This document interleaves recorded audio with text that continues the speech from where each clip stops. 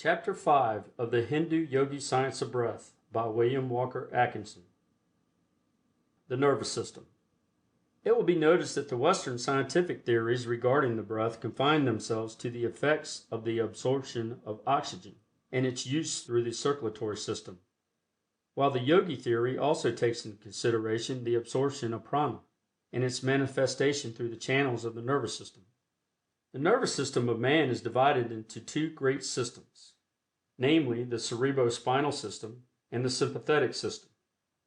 The cerebrospinal system consists of all that part of the nervous system contained within the cranial cavity and the spinal canal, namely the brain and the spinal cord, together with the nerves which branch off from the same. This system presides over the functions of animal life known as volition, sensation, etc. The sympathetic system includes all that part of the nervous system located principally in the thoracic, abdominal, and pelvic cavities, and which is distributed to the internal organs. It has control over the involuntary processes, such as growth, nutrition, etc.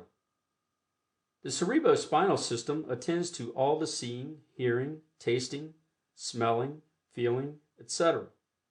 It sets things in motion. It is used by the ego to think, to manifest consciousness.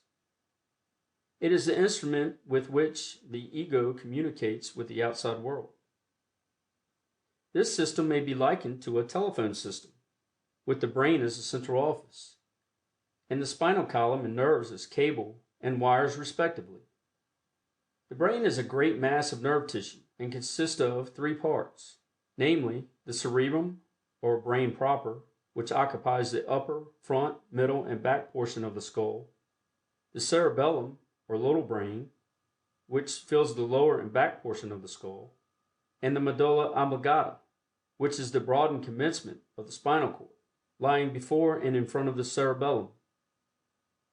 The cerebrum is the organ of that part of the mind which manifests itself in intellectual action. The cerebellum regulates the movements of the voluntary muscles.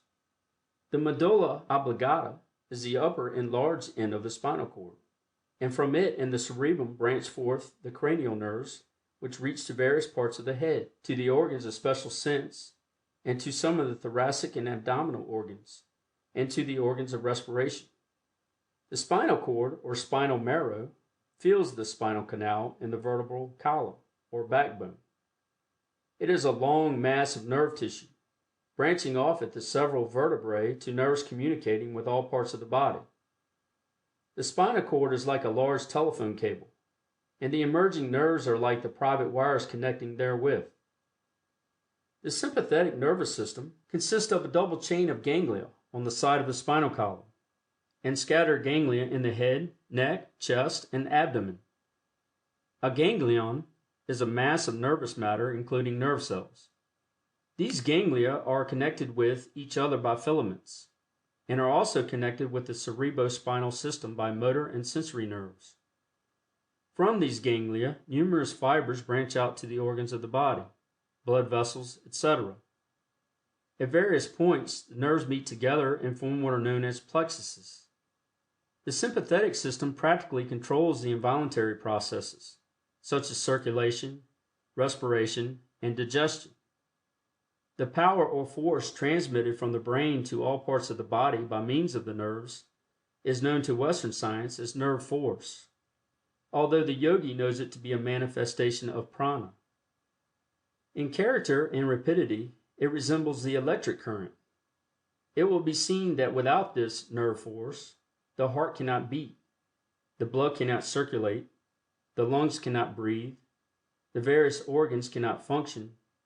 In fact, the machinery of the body comes to a stop without it. Nay more, even the brain cannot think without prana be present. When these facts are considered, the importance of the absorption of prana must be evident to all, and the science of breath assumes an importance even greater than that accorded it by Western science. The yogi teachings go further than does Western science, in one important feature of the nervous system. We allude to what Western science terms the solar plexus, and which it considers as merely one of a series of certain matted nets of sympathetic nerves with their ganglia found in various parts of the body.